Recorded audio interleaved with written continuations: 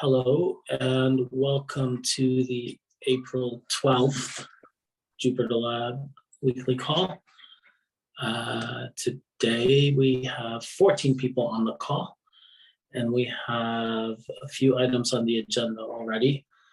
At the same time, we are also testing the real-time collaboration of JupyterLab for beta 1. And Jason has shared a link in the chat. Just in case you just joined, maybe we should paste that in again so that you can try out that session with everyone else. And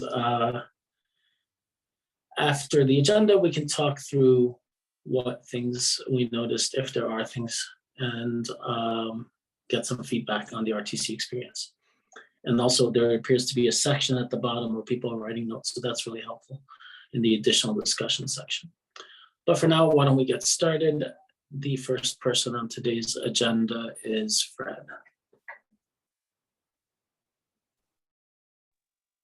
Can I pass and come back later? Sorry, still writing things down. Totally cool. So the next person on the agenda is Matt. Are you happy to talk? Yeah, I'm really interested in the RTC stuff. I think it's really cool. It's a great work that you guys are doing. My question is, where can I, when I'm running JupyterLab locally with the collaborative flag on, is there a database or a flat file where like the Y30T state vectors are being written? If I wanted to try and replay all the activity, is there a way I can do that? Maybe I can answer. Can you hear me? Yes. Okay. So I think the collaborative flag is not needed anymore. You just have to install Jupyter collaboration. And yes, there is what we call a Y store. So by default, I think the name is .jupyter_ystore.db. So it's SQLite database. And you can replay it. That's what we do actually when we debug. I can show you how to do that. That'd be great if you could give a demo. And which directory is the YStore file written to? So by default, it's in the directory where JupyterLab was launched.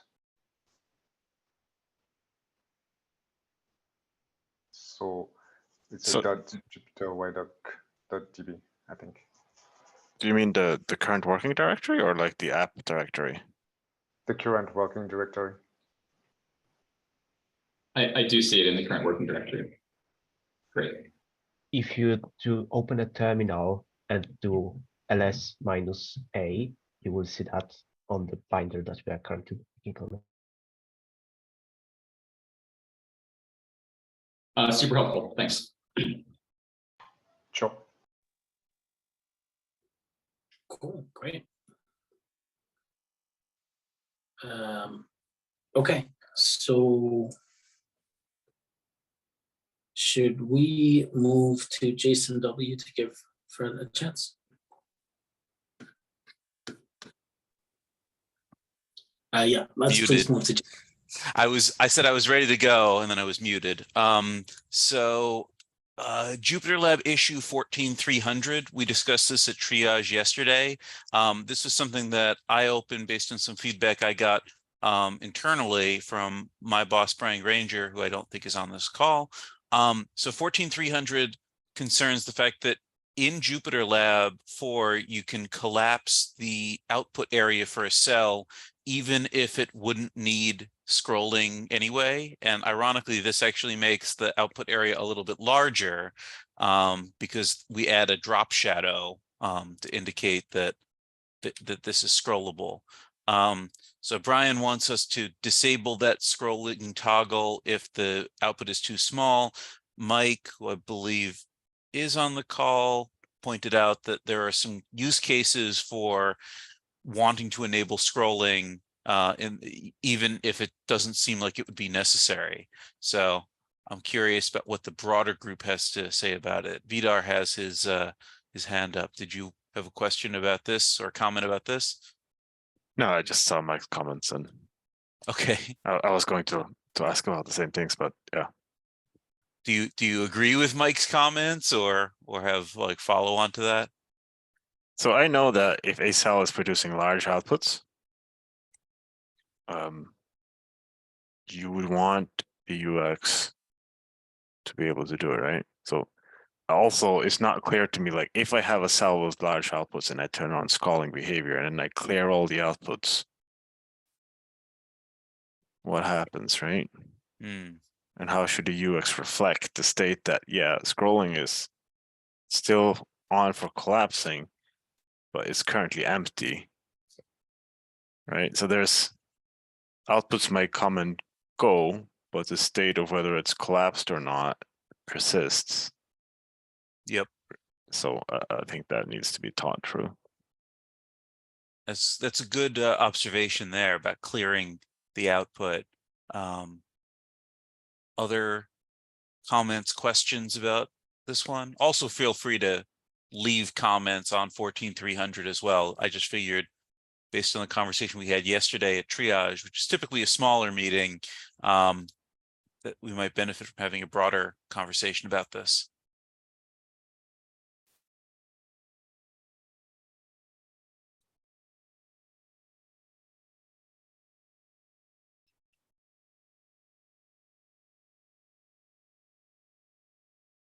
Mike mentions measuring height of outputs is technically difficult as they can change, etc. Yes, I agree. Having attempted to do that, it's surprisingly difficult to do that.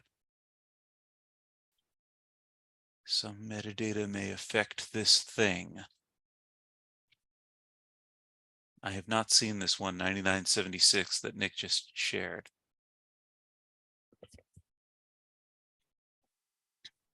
Yeah, so we're stuck with some idiosyncrasies we've inherited with collapse state being in the notebook itself. That's not ideal, but it's not a thing we can work around right now.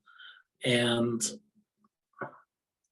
scroll bars within scrollable areas are indeed not nice experiences. That is true. I don't know. I really think this discussion it involves thinking through a bunch of angles. Gabriella, thank you for volunteering to think about this some. If anyone has anything to contribute on this issue, but aren't sure yet what their fully formed thoughts are, please add on the actual open issue. But if anyone wants to chime in now, I'll wait a second before moving on.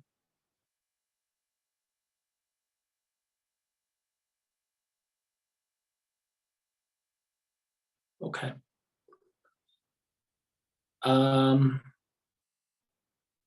Fred, are you good to go? Yeah, sorry, lots of things. Yeah, there's lots of things. Go for it. So normally there's the monthly performance meeting just after this call. I'm not able to attend, but if people want to get together, don't hesitate to do so. Like you should be able to just start the Zoom meeting and please take notes for people to read them afterwards. So that's the small announcement, and then updates and questions about JupyterLab 4. So beta 1 has been released. I don't remember. I think it was last week. There is one issue that Jeremy has on notebook v7 due to it. Something weird about the settings that are not loaded the same way, and so the toolbar, like some items in the notebook 7 UI is not loaded properly. We are looking at it. Otherwise, nothing has been seen as far as I know. I don't think Jeremy. Oh yeah, Jeremy, don't hesitate to jump in. Yeah, this issue was found when updating Notebook 7 from beta 0 to beta 1, and I haven't tried to, have a smaller example to reproduce, but I guess it's probably possible to reproduce it with federated extensions, I suppose. But yeah, the code in Notebook 7 didn't change, so I suspect this could be considered as breaking between beta 0 and beta 1. In that case, we should definitely have a look before RC. Thanks, Jeremy. Then last week we spoke about translation. So after looking at the condition of the crowding platform that we are using, actually, as we were having a free plan, crowding was already allowed to use everything that was produced by people translating strings. So I contacted Steve, because it's Steve that created the project on the platform.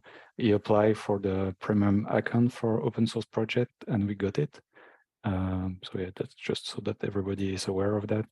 And just like before this meeting, I have pushed the string for JupyterLab 4 and Notebook 7. For Notebook 7, I'm using the main branch, so the add. For JupyterLab 4 is the pre-release candidate. And they've been uploaded to crowding, so they're ready for translation for if some people wants to contribute. Yeah, that's about translation. About documentation, I've been opening a couple of PR on documentation.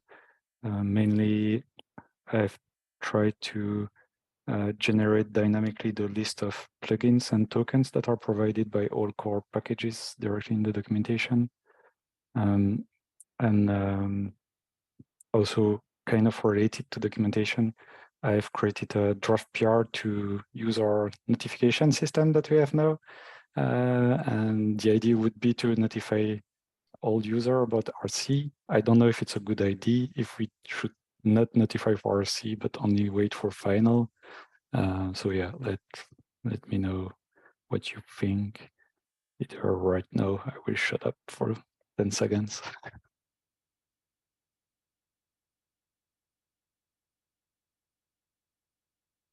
Or on the PR as usual.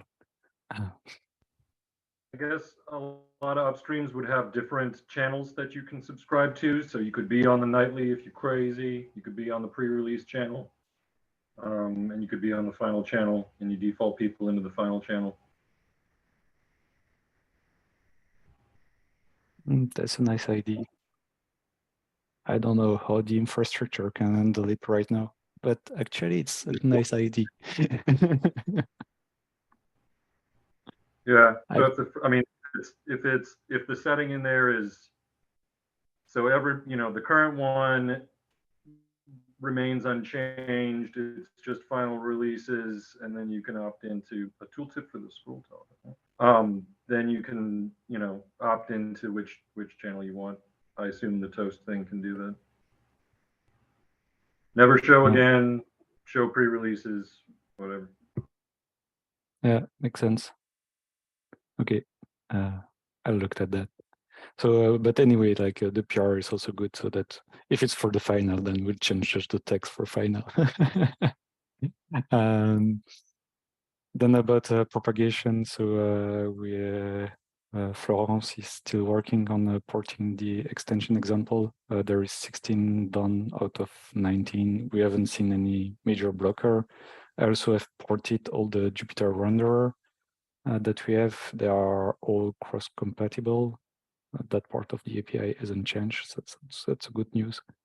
I have migrated also the tutorial this week. I still haven't updated the documentation though in core for it. But so yeah, that's the update. And so 2 questions. When should we start release candidate? What are the blockers for it? So there is the bug from Jeremy. So the idea mainly is that if you want to JupyterCon is in a month, so we should start very quickly to the release candidate. And from the release blockers, I don't see any of them that are blocking release candidate. I see them as blockers, but not blockers for the release candidate. That's my opinion. Yeah.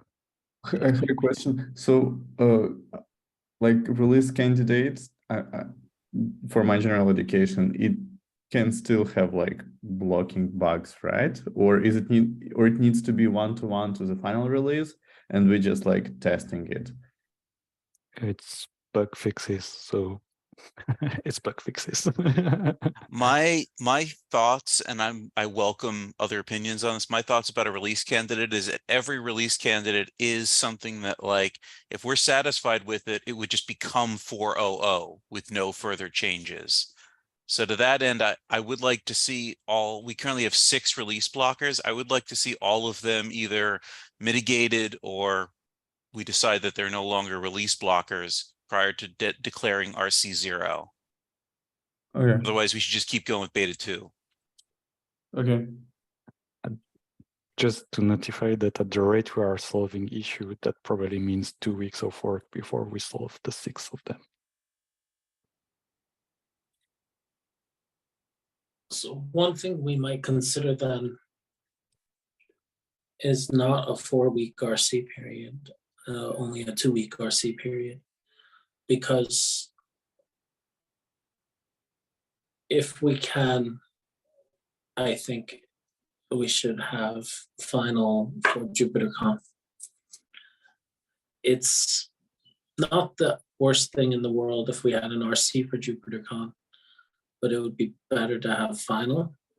And if the only thing that holds us back from that is the length of the RC period, then maybe we should shorten it, because if we believe that these 6 have to go in, and that if we wanted to do a release today, that it must be a beta, then okay, fine, let's do a beta.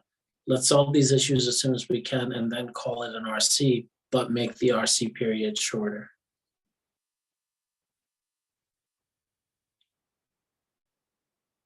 Mike on the chat says he's okay for shortening RC. And he's agreeing with Jason that we should probably more do beta and shortening the RC. I'm fine with that. It was just to raise the point. I'm totally in agreement with that proposition.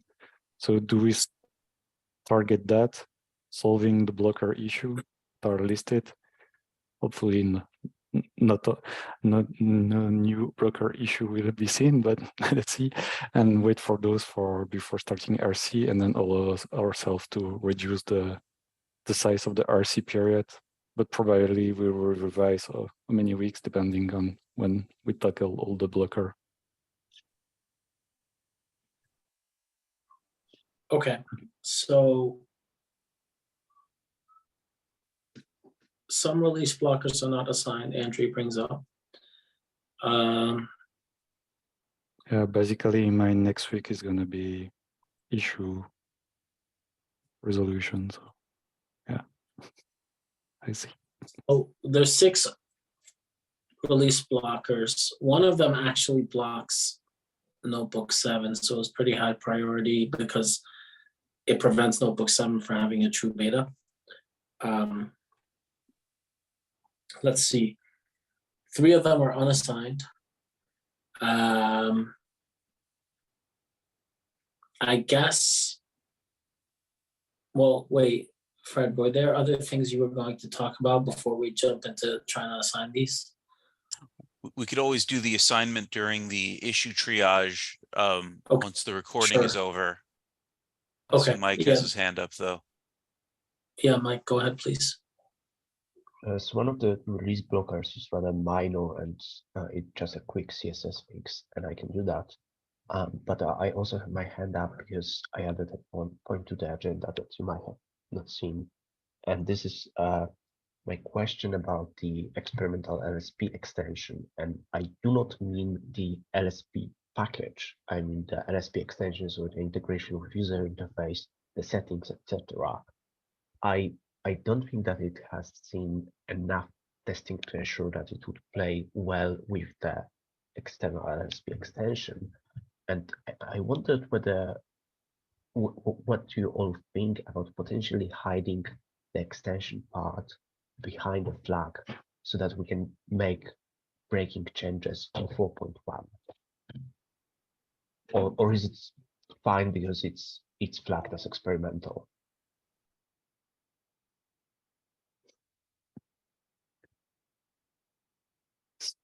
As far as I remember, it was for the debugger that we have done something similar. But I don't know if afterwards we actually broke the API or not. Like, I'm turning to Jeremy and Afshin that are more aware of that part of the the code.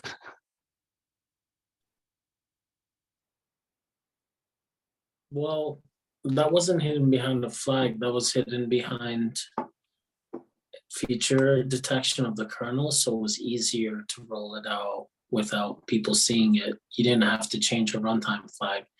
You had to install a kernel that supported it, and it just magically disappeared without that. So I'm not sure.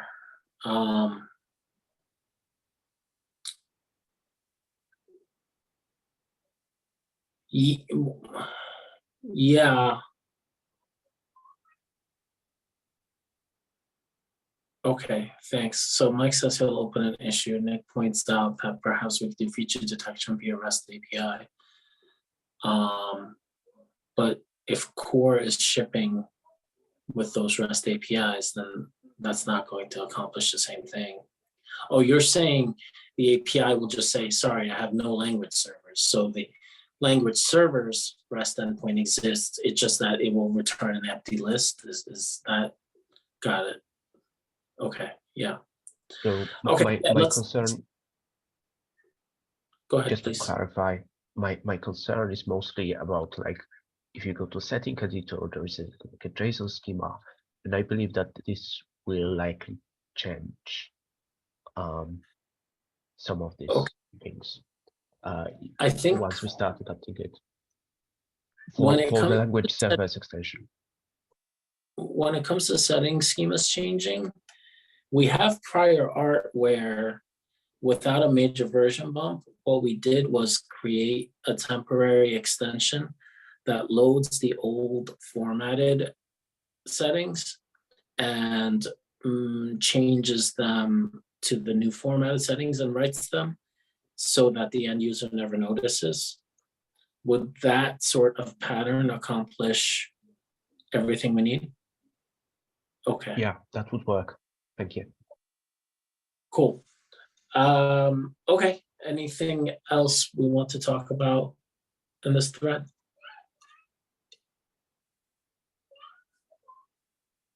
Okay. I have a last point. Sorry, Afshin. Yeah. No, go right ahead, please. So it's more of a suggestion, but I know it's last minute, so that's why I want to get opinion about it.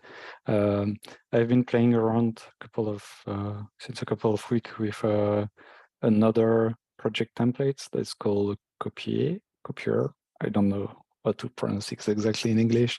So it's a kind of cookie cutter, but much more powerful and nicer and modern, and yeah, lots of things that we don't get with cookie cutter. And in particular, it also can do update. So if you update the template, then you can more easily upgrade your extension because it's doing git diff to be able to know what's happening. The main difference, let's say, is that it doesn't like you need to create a first directory. It's not like the cookie cutter, and you need to create a directory, go in it, and you will expand all the tree in it. The reason for it is because it's saving a small file in which you will record all the answer from the for the template and which hash of the Git repository has been used. So yeah, I can make it so that we have a new extension template for using it and changing the documentation related to it. Yeah, my question is that, do you think it's okay? Do you think it's too dangerous because we are close from release? And the other question is, what should we do in terms of repository organization? Should we create a new one or should we replace cookie cutter? it's possible in this specific case to replace the cookie cutter because that tool is based on the tag and not on branches. But that would be more for having a new project. But yeah, that's what I want to ask. Yeah, go ahead, Nick. I mean, I would package it, right? Like, so cookie cutter inherits a lot of old baggage and is not really maintained. So Copier has a lot of stuff, and it could be Copier. I don't know. That's a cool name too. It has a lot of nice advantages, but I think the biggest win would be actually having a first-class template piece of equipment that was based on JupyterLab that knew which underlying JupyterLab tool you had. So, you know, JupyterLab extension in it, right? And you have installed the extra CLI, and it actually can just start doing stuff for you. And because it can manage updates over time, it'd be like JupyterLab extension, add settings, and bam, it gives you settings. It creates a schema folder, it updates your package JSON, all that stuff. I think there's really a lot of benefit into embracing something like that more than just publishing repos. There you go, as it is in Spanish, which I also don't know, so that's great. So, yeah, absolutely, we should embrace that technology, but we should do it on our terms and not have it be weird. Just be like, hey, there's a developer experience. It's not cobbled together out of 50 different things that you go independently install. It's a thing you go and get. It's not part of the build system, right? JupyterLab extension build would not require this, but it does directly extend the JupyterLab extension API CLI. Because I mean, we looked at this at Yeoman years ago, right? Yeah, it would just be a different repo. Yeah, it would just be a different repo entirely, but PyPy packaged. Because then we could do things like migrate without super hacky stuff on top of it and all that. So the promise of this is I wrote a JupyterLab 4 extension, and a year has passed because we faithfully release every single year on the dot. And I just want to upgrade my extension, but it's not really fresh in my mind, and I don't really feel like thinking about it. I run a command called copier update, and for some percentage of the time, that's just it. That's enough. I can publish what that thing spits out, and I'm good to go. Yes. So it would remember your choices and can apply diffs intelligently. That's currently done inside the migration script as like custom stuff, but it is more aware of that first party. It's more like Yeoman, more like create React app nonsense, 200 megabytes, whatever. I think the important thing is actually treating it as software and not just a repo that's hanging out there. So you didn't, but I assume since you're updating for JupyterLab 5, you know, pip install JupyterLab 5, you previously had JupyterLab dev CLI installed. It updates that because the old version is no longer compatible with your version of JupyterLab. Now you have this new thing. Maybe it can list what it has. You know, here's new tricks that I can teach your extension. You wanna upgrade for a midstream breaking release? I got you. You know, it's got all that stuff, but not have to go discover it and look at different versions up on GitHub and all that. Just have it right in the package, you know, and actually treat it as releases. What do you think of Mike's suggestion that we have both versions, the cookie cutter version and the copier version? Yeah, I think it's the safest path. Okay. So, I mean, yeah, at some point, presumably in the near future, we pick one and that's the canonical way, but this seems nice. It's the main thing we've been missing from Cookie Cutter is updating. And if it lowers the barrier and lessens the burden of extension authors, that's great. So, and that's finally it for me. Sorry for the long points. No, thanks for bringing all this up. We can skip mine because we basically talked about it. I just wanted to pitch that our next release is an RC, but I think we have a plan. Next release is a beta. One after that is an RC. And we shorten the RC phase so that we could still hit a final by JupyterCon, hopefully, if everything works out.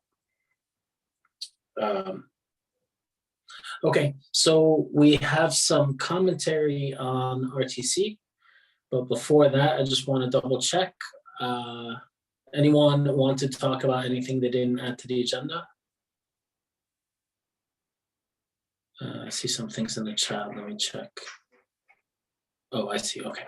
Okay, so how about we do this? How about we stop the recording and we do two things. One is we want to talk a bit about RTC. The other is, at the very least, we want these release blocker issues assigned.